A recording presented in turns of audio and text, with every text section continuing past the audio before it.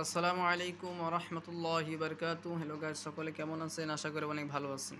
আপনাদের মাধ্যমে একটা সুন্দর একটা ভিডিও নিয়ে চলে আসলাম ইনশাআল্লাহ। এই ভিডিওর মাধ্যমে আপনাদের সাথে একটা কথা শেয়ার করতে চাই ইনশাআল্লাহ। যাই হোক, আমরা যতই ইনশাআল্লাহ আমরা মানুষ, আমরা বেশি বুঝি। আপনাদের সামনে আমি বোঝাতে আসি নাই ইনশাআল্লাহ। সকলে দোয়া করবেন, আমি আপনাদের জন্য দোয়া করবো ইনশাআল্লাহ। যাই হোক, এই ভিডিওটির মাধ্যমে হলো